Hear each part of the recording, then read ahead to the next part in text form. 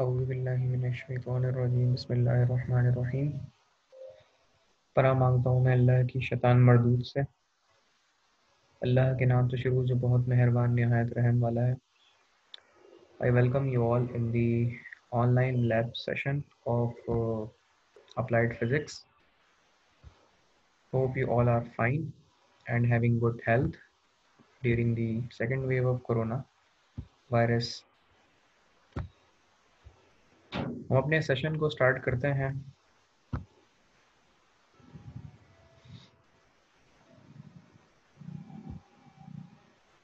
Lab 5 के question answer sessions रह गए थे जिन्हें हम अब फुलफिल करेंगे और उसकी तरफ अब हम आते हैं।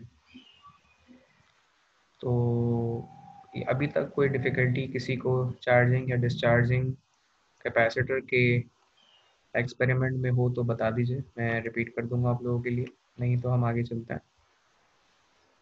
If you have any kind of question query feel free to ask, I will answer your queries. अगर कोई डिफ़िकल्टी नहीं है किसी को तो हम आगे चलते हैं। अच्छा, ये गलती से 4 डला हुआ है, क्वेश्चन नंबर 1 है, 4 नहीं है, 1, 2 और 3 क्वेश्चन हैं इसमें।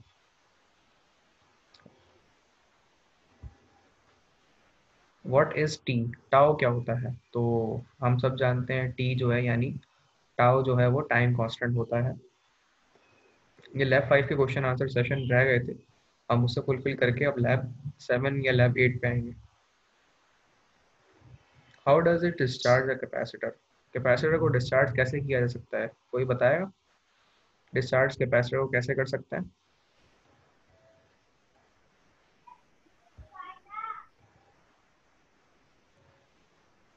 जी जनाब।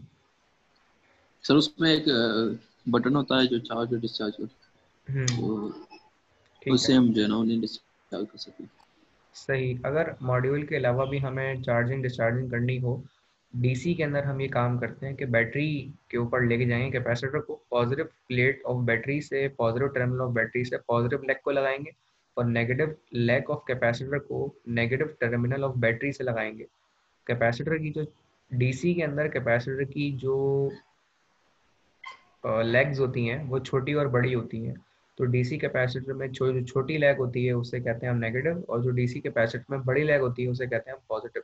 तो पॉजिटिव नेगेटिव का इस तरह से फ़र्क होता है आपके कैपेसिटर के अंदर डीसी में, और पॉजिटिव से पॉजिटिव को नेगेटिव से लगाते हैं। इसके अलावा जो आपका डीसी का कैपेसिटर होता है उसके ऊपर बाकायदा नेगेटिव लिखा हुआ भी होता है, जहाँ से आपको अंदाज़ा होता है कि ये लेग कौन सी है कैपेसिटर की। तो आप अगर एक्सक्यूज कैपेसिटर, मी सर। जी सर जैसे कि आप ने जो वीडियो डाली थी, जी मतलब यूट्यूब पे, सर उसमें माइनस में जा रहा था, तो माइनस और प्लस का मसला था उसमें, तो डिजिट्स जो है ना माइनस में आ रहे थे। सर इसमें कोई मतलब कोई मसला होता है या फिर ये तो माइनस में दिखा रहा था? वैसे अगर कहीं लग जाए, मतलब इधर उधर वॉइस जो है नेगेटिव जो है वो पॉजिटिव में लग जाए, पॉजिटिव जो है वो नेगेटिव में लग जाए। असल में नेगेटिव में वो इसलिए दिखा रहा था क्योंकि टर्मिनल जो कनेक्ट करते हैं ना, तो मैंने पॉजिटिव की जगह नेगेटिव और नेगेटिव की जगह पॉजिटिव लगाया हुआ था, तो वो नेगेटिव साइन का फर्क इस वजह से आता है। अगर आप मीटर को मेजर करते वक्त पोलैरिटी लेग्स की आगे पीछे कर देना, जो मैंने मीटर की नीडल होती हैं रेड और ब्लैक, अगर मैं उन्हें उल्टी लगा दूँ तो रीडिंग नेगेटिव आएंगी, और अगर मैं उन्हें सीधा लगाऊँ तो रीडिंग पॉजिटिव आएगी। तो ये फ़र्क होता है बस। अच्छा जी, तो मैं बता रहा था कि अगर कैपेसिटर को डीसी अच्छा अच्छा। डीसी कैपेसिटर को चार्ज करना है तो उसे करने का तरीका ये होता है कि आप कैपेसिटर की लेग्स को बैटरी से चार्ज कर सकते हैं। फिर मैंने वो तरीका बताया, पोलैरिटी को देखते हुए आपको चार्ज करना है। और याद रखें कैपेसिटर को अगर आप बैटरी से लगा रहे हैं तो पॉजिटिव को पॉजिटिव और नेगेटिव से नेगेटिव को लगाएंगे, नहीं तो उल्टा लगाया तो कैपेसिटर फट जाता है, ठीक है, डीसी का। तो ये ध्यान में रखिएगा, ब्लास्ट कट जाता है। तो कैपेसिटर उल्टा नहीं लगाते डीसी का कभी भी, इसलिए बहुत एहतियात से डीसी कैपेसिटर को डील करना चाहिए। कंटिन्यू करते हैं हम आगे। उसके बाद हम करेंगे ये कि अगर आपको डिस्चार्ज करना है कैपेसिटर को बगैर मॉड्यूल के, चार्जिंग का तो मैंने बगैर मॉड्यूल का बता दिया, तो डिस्चार्ज करने का तरीका ये होता है डीसी कैपेसिटर को कि दोनों लेग्स को आपस में मिला दें। जब दोनों लेग्स को आपस में मिलाएंगे तो वो कैपेसिटर डिस्चार्ज हो जाएगा, यानी उसका जितना भी चार्ज है वो अपने आप को वैनिश कर लेगा, ख़त्म कर लेगा। तो इस तरीके से कैपेसिटर की डिस्चार्जिंग और चार्जिंग की जाती है। यहाँ तक कोई डिफ़िकल्टी किसी को है तो पूछ लीजिए। मैंने दूसरा जवाब भी दे दिया, तीसरे के ऊपर हम आएंगे। कोई भी डिफिकल्टी नहीं है किसी को? In discharging circuit what are the initial values? Discharging जब हम कर रहे होते हैं तो सर्किट की इनिशियल वैल्यूज क्या थी उस वक्त? तो वो होपफुली 12 वोल्ट होंगी, या आपके जो एक्सपेरिमेंट ऑफ द कैपेसिटर के मुताबिक वो 5 वोल्ट थी। तो 5 वोल्ट के मुताबिक इनिशियल वैल्यू थी आपकी, जिसके ऊपर आपने ये चीज़ अपनी फुलफिल करके देखी थी। तो वो एक्सपेरिमेंट के मुताबिक ये 3 सवालों के जवाब थे जो फुलफिल हो गए। यहाँ तो कोई डिफ़िकल्टी अगर किसी को है तो पूछ लीजिए, फर्दर हम अगली लैब्स के ऊपर जाएंगे।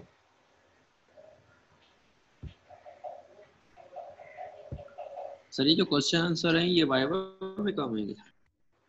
जी, वाइवा होगा, इसका एक्सपेरिमेंट होगा, परफॉर्मेंस होगी, और उस तरह से ही चीज़ें फुलफिल की जाएंगी, इसीलिए ये करनी ज़रूरी है।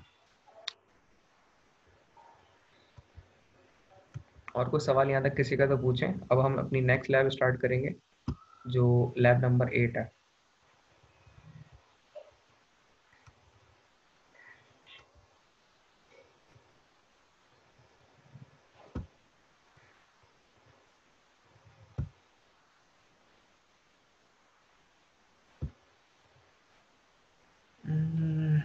लैब 7 थी, आज तो नहीं थी, मैंने शेयर तो की थी मेरे ख्याल में। सर आपने 7 को भी 8 के नाम से शेयर किया है। अच्छा, लेकिन आ क्यों नहीं थी भाई? लिस्ट में तो है नहीं।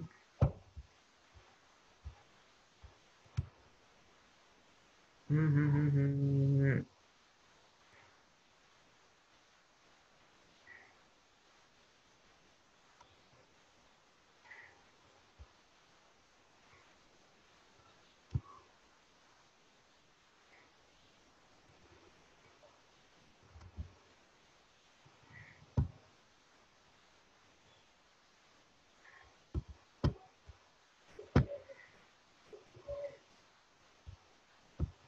यहाँ तक कोई डिफिकल्टी किसी को है तो पूछ लीजिए। मेरे ख्याल में मैंने शेयर नहीं की तस्वीर ली है, तो देख लेता हूँ।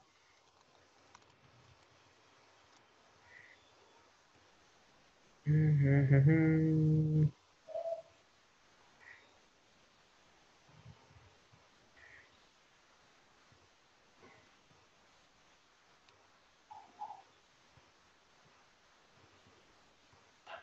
हम्म मैंने शायद शेयर नहीं की, मैं कर लेता हूँ अभी। मेरे ख्याल में मैंने जो है वो 4 5 दोबारा कर दी थी उस। यस सर, सेम कर दी थी आपने अगेन। ओनली लिंक शेयर की 8 की आपने।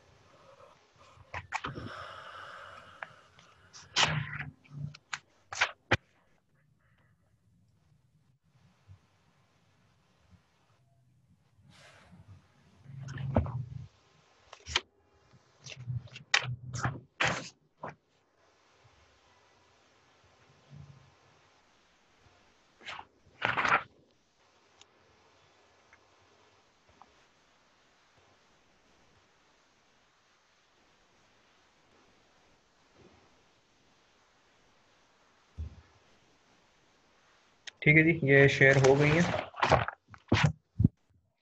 आते हैं उसकी तरफ।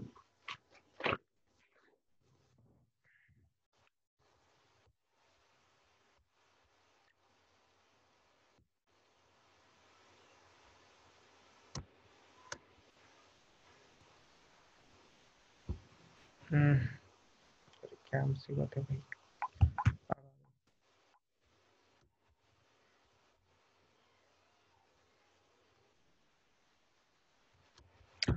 ओके जी, लैब 7 है ये, उस पे आते हैं अब हम। तो 7 का जो हमारा ऑब्जेक्टिव है वो है to study the variation of electric current with the intensity of light using photovoltaic cell. Photovoltaic cell के बारे में कोई जानता है कि क्या होता है ये? Anybody can know about photovoltaic cell कि क्या होता है ये? No sir. जिस तरह सोलर सेल देखे हमने, इस तरह फोटोवोल्टिक सेल ही हुई उस चीज़ को कहते हैं। सोलर सेल के छोटे छोटे पैचेस होते हैं जो सोलर पैनल में लगे हुए होते हैं। और सोलर पैनल के बारे में पता है किसी को, सोलर पैनल क्या काम करता है?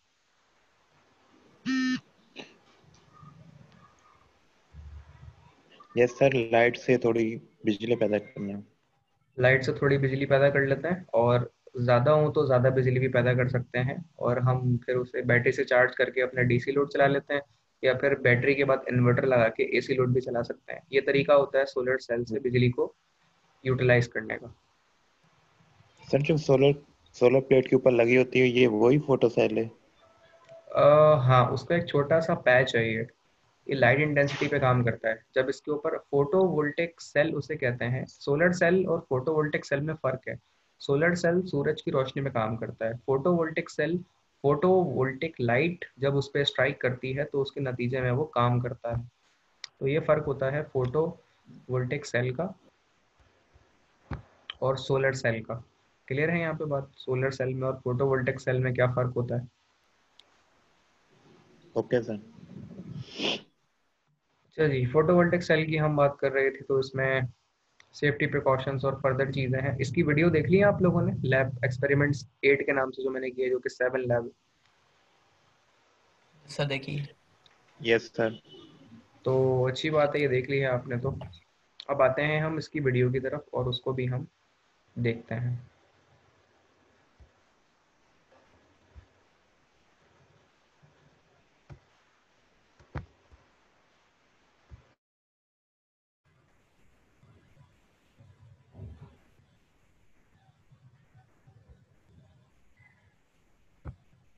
ये लैब 8 के नाम से मैंने रख दी, जबकि ये लैब 7 है।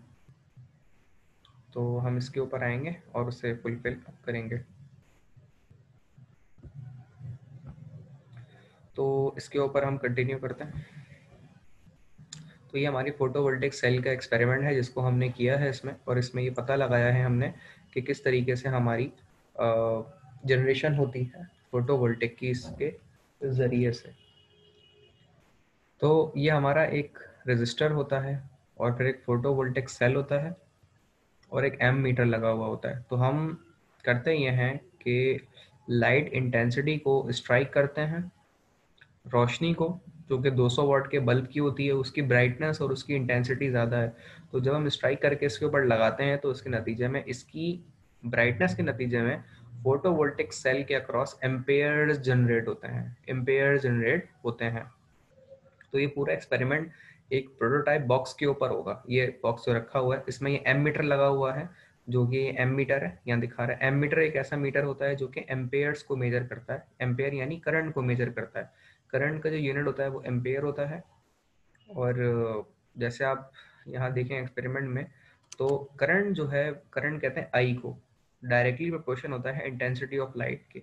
तो ये एक्सपेरिमेंट हम पढ़ रहे हैं direct relation between intensity of light and current. तो इंटेंसिटी ऑफ लाइट का रिलेशन करंट के साथ क्या होता है, उसको डायरेक्ट प्रोपोर्शनलिटी में हम इस तरीके से पढ़ रहे हैं। तो जैसे जैसे आप इंटेंसिटी बढ़ाएंगे, डायरेक्टली प्रोपोर्शनल होते हुए उसकी इंटेंसिटी बढ़ाने के नतीजे में करंट भी बढ़ेगा आपका। और अगर आप इंटेंसिटी कम करते हैं तो करंट आपका कम होगा। यही मेन डिफरेंस है कि करंट का इनवर्स रिलेशन होता है 1/d² से। मतलब अगर आप सोर्स के दरमियान डिस्टेंस को बढ़ाएंगे तो उससे करंट कम होगा, इंटेंसिटी कम होगी। और सोर्स का जो फासला है, अगर आप कम करेंगे फोटोवोल्टिक सेल से, तो उसके नतीजे में आपकी इंटेंसिटी बढ़ेगी और करंट भी बढ़ेगा। ठीक है। तो करंट का इनवर्स रिलेशन होता है उसके डिस्प्लेसमेंट के साथ, और करंट का डायरेक्ट रिलेशन होता है इंटेंसिटी ऑफ लाइट के साथ। क्लियर है यहाँ तक बात? हम वीडियो के रन करने की तरफ चलते हैं अब कि ये चीज़ मैं बता रहा था, current is directly proportional to the intensity of light and intensity of light is inverse proportion to the distance, separation of distance between the source of light and photovoltaic cell। इस एक्सपेरिमेंट को हम यहाँ पे perform करेंगे और fulfil करेंगे, और इसकी बाकायदा प्रोटोटाइप एक बनी हुई है जो कि एक बॉक्स की सूरत में हम उसे मॉड्यूल की फॉर्म में फुलफिल करते हैं और रिजल्ट्स को हासिल करते हैं। तो ये इसकी रीडिंग्स हैं जो कि हम उसको मैनुअल में डिस्कस करेंगे। तो ये इसका प्रोटोटाइप बॉक्स है। करंट का रिलेशन वही जैसे ई का है, इस तरह आई का भी करंट रिलेशन होता है डी के साथ, और साथ ही साथ हम ये पूरा एक्सपेरिमेंट एक बॉक्स में करेंगे जिसको मैं अभी आगे दिखाऊंगा अभी कि ये किस तरीके से फुलफिल करता है, और इंटेंसिटी ऑफ लाइट का रिलेशन फोटोवोल्टेइक सेल के साथ किस तरह से डायरेक्टली होता है कि जैसे जैसे हम ये इस बल्ब को आगे आगे करते जाते हैं तो इंटेंसिटी बढ़ती है और फोटोवोल्टेइक के नतीजे में करंट भी बढ़ता है। ठीक है, ये एम्पेयर बता रहा है 2.10, अलग पहले से बता रहा है जबकि मैंने एक्सपेरिमेंट शुरू भी नहीं किया। कोई बताएगा पहले से क्यों दिखा रहा है ये करंट? क्योंकि सर ओपन है ऊपर से। सर क्योंकि ये ऊपर से ओपन है, उसकी रोशनी ओपन है। Yes sir. जी जनाब, तो इसका मतलब 3 से 4 लोगों ने वीडियो देख ली है, अच्छी बात है, क्योंकि ये ऊपर से ओपन है इसीलिए इसमें रोशनी जा रही है और उसके नतीजे में एम्पेयर्स प्रोड्यूस हो रहे हैं। ठीक है, मैक्सिमम कितने एम्पेयर प्रोड्यूस हो सकते हैं इससे? 7.64। 7 तो मेरे ख्याल में ज़्यादा है, वो जो जनरेट हो सकते हैं वो कुछ 5 या 6 तक है। 5.3। जी 5 पॉइंट। तो हम इस आगे कंटिन्यू करते हैं और एक्सपेरिमेंट को फुलफिल करते हैं। तो ये प्रोटोटाइप बॉक्स इस तरीके से बना हुआ होता है जिसके अंदर हमारा एक बल्ब फिट होता है और ये चीज़ हम चलाते हैं। अब देखें इसमें हमने इंटेंसिटी ऑफ लाइट बढ़ाई तो इस नतीजे में हमारे 5 एम्पेयर होगा। तो इसमें ये बॉक्स होता है जो कि फोटोवोल्टेइक सेल ये लगा हुआ होता है, ये फोटोवोल्टेइक सेल, और ये इसमें सोर्स ऑफ लाइट है जो कि 5.85 एम्पेयर दे रहा है। तो फिर वो फिर 7 हो जाते होंगे, बिल्कुल सही कह रहे हैं आप। तो ये एम्पेयर इसके ऊपर आ रहा है। ठीक है, और यही एक्सपेरिमेंट हमें करना है। यहाँ तक कोई सवाल किसी का है, किसी के जहन में है तो पूछ लीजिए, मैं रिपीट कर दूंगा, नहीं तो हम यहाँ से एक्सपेरिमेंट को आगे बढ़ाएंगे। तो क्योंकि लाइट इंटेंसिटी ऊपर वाले हिस्से से अंदर जा रही है तो उसकी वजह से फोटोवोल्टेइक सेल अपने वोल्टेजेस को जनरेट कर रहा है। ठीक है, एम्पेयर जनरेट कर रहा है। तो अब हमें इस एम्पेयर को अगर कम करना है तो ये जो ऊपर वाला हिस्सा खुला हुआ है ना, अगर हम इसको ढक दें तो हमारे अंदर लाइट इंटेंसिटी नहीं जाएगी बॉक्स में फोटोवोल्टेइक सेल पे और वो एम्पेयर जनरेट नहीं करेगा। यही हमारा एक मेन गोल है जिसके नतीजे में हम यहाँ पे बता सकते हैं कि हमारे एम्पेयर कितने आ रहे हैं, कितने यहाँ पे दिखा सकते हैं। तो अगर जैसे मैंने इस तरह हाथ रख के ऊपर से ढक दिया उसे, तो उससे अंदाज़ा ये हो रहा है कि लाइट इंटेंसिटी हमारी कम होने की वजह से 2 एम्पेयर जो आ रहे थे ना वो 0.2 या 0.19 हो गए हैं। ठीक है, तो इस तरह उसे कम किया जा सकता है। और ये बिल्कुल मैं ढक दूंगा तो एम्पेयर हो जाएंगे 0। तो लाइट इंटेंसिटी के ऊपर इस तरह से फोटोवोल्टेइक सेल हमारा काम करता है। अब देखें वो ऊपर से रोशनी आ गई तो एम्पेयर बढ़ गए थे 0.57, 0.48, ये इस तरीके से बस चलता रहता है और उसके बिहाफ पे ये ऑपरेशन फुलफिल होता है। यहाँ तक कोई सवाल है किसी के जहन में तो पूछ लीजिए, मैं आप लोगों के लिए रिपीट कर दूंगा। सेशन में हमारे साथ 6 लोग मौजूद हैं, पहले ज़्यादा थे अब कम हो गए। फवाद हैं, अहमद, हमाद अहमद हैं, मोहम्मद अब्दुल्ला हैं, मोहम्मद आसिफ हैं, शाहजेब आर्यन है और सैयद हुनैन अहमद है। कोई डिफ़िकल्टी यहाँ तक हो तो पूछ लीजिए, मैं रिपीट कर दूंगा आप लोगों के लिए। अंदर से मैंने फिर इसकी हाउसिंग दिखाई है किस तरह से ये काम करता है, और इसमें फोटोवोल्टेइक सेल के 2 तार हैं जो कि बाहर आके लगे हुए हैं और साथ साथ यही तार इस तरह से यहाँ पे जा भी रहे हैं जिसको आगे जाके हमने एम्पेयर मीटर से कनेक्ट किया है। क्लियर है यहाँ तक जनाब? कोई डिफ़िकल्टी तो नहीं है? ये चीज़ फोटोवोल्टेइक सेल कहलाती है। सर जी सर, ये जब फैब के अंदर यूनिवर्सिटी खुलेगी तो आप ये प्रैक्टिकल दोबारा कराएंगे?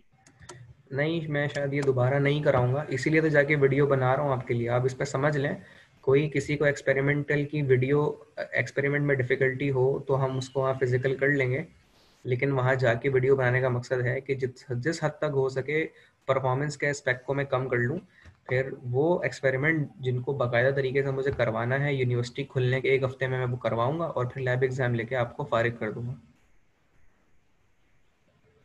यहाँ तक अच्छा कोई और डिफिकल्टी किसी के जहन में है तो पूछ लीजिए, नहीं तो हम आगे चलते हैं।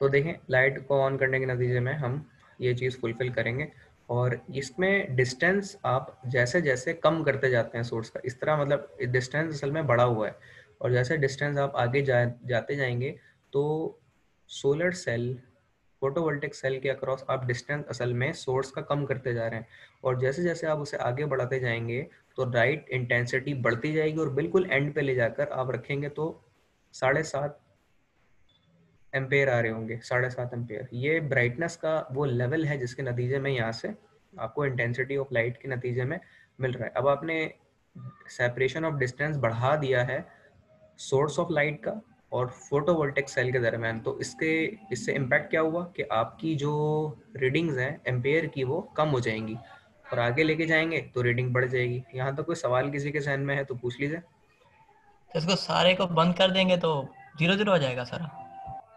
नहीं, हाँ सारे को बंद कर देंगे तो फिर 0-0 हो जाएगा बिल्कुल, लेकिन ऊपर से खुला हुआ है ना वो। अच्छा अच्छा। जी, किसने अभी हैंड रेस किया? शुएब आर्यस पूछे, शाहजेब आर्यस। सर ये सेम एज अ सोलर की तरह काम कर रहा है ना? सोलर में फ़र्क होता है और फोटोवोल्टिक में फ़र्क होता है। फोटोवोल्टिक सिर्फ और सर एक फॉर एग्जांपल जिस तरह सोलर की रोशनी पड़ती है तो लाइट तेज आ जाती है, मतलब बैटरी उस लिहाज से चार्ज होती है। जी जी ऐसे ही है, ये बिल्कुल ऐसे ही है और उसका मैकेनिज्म भी बिल्कुल ऐसे ही होता है। बिल्कुल सही कह रहे हैं आप। यहाँ तक कोई और डिफ़िकल्टी किसी को है तो पूछ लीजिए, नहीं तो हम आगे चलते हैं यहाँ से। No sir. तो यही चीज़ मैं फिर इसमें कंटिन्यू करी है मैंने कि अगर आप सोर्स ऑफ लाइट को बढ़ाते जाते हैं और आगे लेके जाएंगे तो आपकी ब्राइटनेस और इंटेंसिटी बढ़ेगा तो उसके नतीजे में करंट भी बढ़ेगा। और अगर आप अपने सोर्स से फोटोवोल्टिक सेल के सेपरेशन को कम करेंगे यानी डिस्टेंस को बढ़ाएंगे तो आपकी इंटेंसिटी कम हो जाएगी और करंट भी आपका कम हो जाएगा। तो सेपरेशन ऑफ डिस्टेंस के नतीजे में इंटेंसिटी और करंट इस तरीके से आपको हासिल होती है। तो ये एक सिंपल वे है रिलेशन निकालना डिस्टेंस के सेपरेशन का और डिस्टेंस से होता हुआ आपका जो करंट और इंटेंसिटी ऑफ लाइट का रिलेशन है वो इसमें आप लगाते हैं। तो इसमें एक रूल लगता है जिसका नाम है inverse square law. Inverse square law के नतीजे में ये सारी हमें रीडिंग्स और एक्सपेरिमेंट फुलफिल होते हुए मिल रहे होते हैं। तो ये रीडिंग्स किस तरह बनी है फिर मैं इसको मैनुअल पे ही बताऊंगा आप लोगों तक। यहाँ तक कोई डिफ़िकल्टी किसी को है तो पूछ लीजिए, बाकी वीडियो देखनी पड़ेगी एक्सपेरिमेंट को मज़ीद समझने के लिए। तो अब हम आते हैं परफॉर्मेंस वीडियो के बाद मैनुअल की तरफ। तो ये पूरी चीज़ तो मैंने एक्सप्लेन कर दी थी कि किस तरीके से होती है।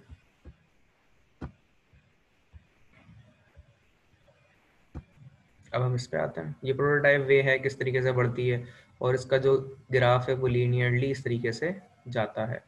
तो आई यानी करंट के एवज डिस्टेंस ऑफ सेपरेशन, डिस्टेंस जो है 1/d² में, तभी वो इनवर्स प्रोपोर्शन में आ रहा है, जबकि जो करंट है वो ऊपर की जानिब है। तो इन दोनों के दरमियान जो रिलेशन है वो लीनियर है, यानी सेपरेशन ऑफ डिस्टेंस आप जैसे जैसे कम करते जाएंगे तो आपका जो करंट है वो बढ़ता जाएगा। ठीक है, और अगर डिस्टेंस आप बढ़ाते जाएंगे तो करंट कम हो जाएगा। तो ये मेन फीचर है इसका। अब इसके बाद आते हैं हम अपनी रीडिंग्स के ऊपर।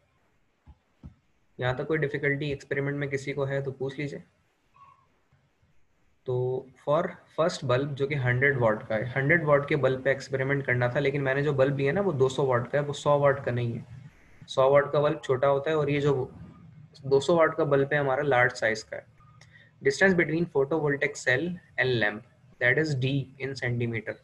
तो हम कर ये रहे हैं कि इनके दरमियान के डिस्टेंस को आगे बढ़ाते जा रहे हैं। तो पहले 10 के ऊपर रखा, फिर 20 के ऊपर रखा, फिर 30, 40, 50, 60, 70, 80 पे हमने सेपरेशन ऑफ डिस्टेंस रखा है। ठीक है, तो ये सेंटीमीटर के बिहाफ पे हम बढ़ाते जा रहे हैं, 10 सेंटीमीटर, 20 सेंटीमीटर, 30 सेंटीमीटर। और जैसे जैसे हम सेंटीमीटर में डिस्टेंस को आगे बढ़ाते जाएंगे उसके नतीजे में हमारा जो करंट डिक्रीजिंग है वो भी आपका बढ़ता जाएगा। करंट इंक्रीजिंग जो है वो उसके भी हाफ में बढ़ता जाएगा। फिर इनकी मेन रीडिंग आप लेंगे। मीन निकालने का तरीका ये होता है कि इन दोनों को ऐड करें और 2 से डिवाइड कर दें। मीन मतलब एवरेज होता है, दो रीडिंग का एवरेज का मतलब इन दोनों को ऐड करें और 2 से डिवाइड कर दें तो आपको एवरेज मिल जाएगा यहाँ तक।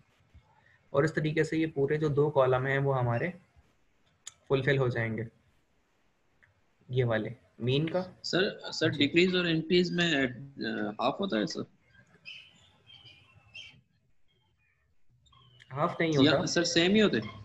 ये सेम ही होता है। असल में करंट डिक्रीज करंट इंक्रीज का मतलब ये है कि आप एक तरफ से ना डिस्टेंस तो बढ़ाते जा रहे हैं लेकिन दूसरी तरफ से डिस्टेंस कम हो रहा है। अगर आप सीधे हाथ पे देखें, अगर वो जो स्केल है ना उसके 2 हिस्से करें आप खड़े में एक अपने सीधे हाथ को लेके राइट कॉलम के ऊपर और एक लेफ्ट कॉलम, तो इन दोनों के दरमियान जो सेपरेशन ऑफ डिस्टेंस होगी ना, तो इनके मूवमेंट के नतीजे में आपका एक जगह डिस्टेंस कम हो रहा होगा और एक जगह डिस्टेंस बढ़ रहा होगा। तो उसके बिहाफ पे 2 करंट है लेकिन ये एक जैसा ही है, इनमें फर्क नहीं है कुछ खास। देखें तकरीबन रीडिंग्स में 0.02 का फर्क है सिर्फ, तो वो तो एक्सेप्टेबल है, वो कोई इतना वो भी नहीं है।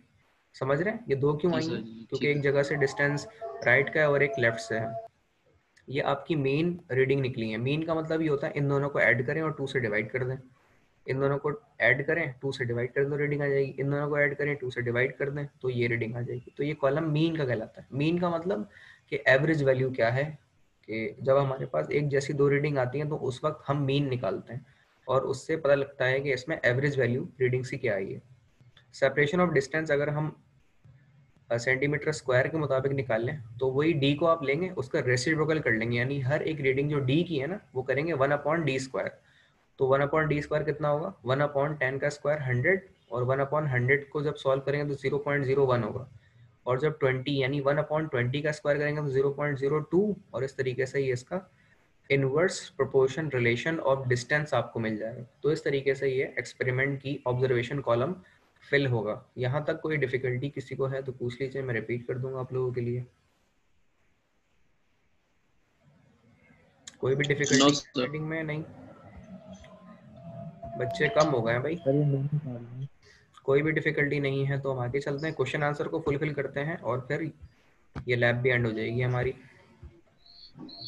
तो सवाल सबसे पहला है कि व्हाट सर इज, ये जो लास्ट कॉलम था ना, इसका थोड़ा बता। लास्ट कॉलम बता देते हैं दोबारा जनाब। लास्ट कॉलम ये है, ये जो डी है ना आपका डी, इसको आपको करना है जी 1/d²। तो 1/d² कैसे करेंगे, डी की वैल्यू का 1 पहले करें 1/d² यानी 100 का स्क्वायर। तो 1/d² जी बनेगा जी 100, यानी कि 1/100 करेंगे तो आंसर ही आ जाएगा। फिर 1/200 करेंगे तो ये आंसर आ जाएगा। फिर 1/300 करेंगे तो ये आंसर आ जाएगा, और 1/800 करेंगे तो 0.08 आ जाएगा। समझ आ गई ये चीज़ कैसे निकाली है हमने? जी सर, थैंक यू सर। कोई और सर ये मीन डिफिकल्टी? बता दूँ। मीन निकालने का तरीका ये होता है कि जो 2 रीडिंग्स एक जैसी आई हैं एडजेसेंट, जो कि थोड़े बहुत फर्क से हैं, तो इनमें मीन एवरेज वैल्यू निकाली जाती है, दरमियानी वैल्यू। तो उनको करने का तरीका ये होता है दोनों को ऐड करें 2 से डिवाइड कर दें तो ये जवाब आ जाएगा। इन दोनों को ऐड करें दोनों वैल्यू को और डिवाइड कर दें 2 से तो ये आंसर आ जाएगा। इन दोनों को ऐड करें ओके 2 से डिवाइड कर दें तो ये आंसर आ जाएगा। ठीक है, यहाँ तक कोई और डिफिकल्टी किसी को है तो पूछ लीजिए, नहीं तो हम क्वेश्चन आंसर सेशन पे चलते हैं अपने।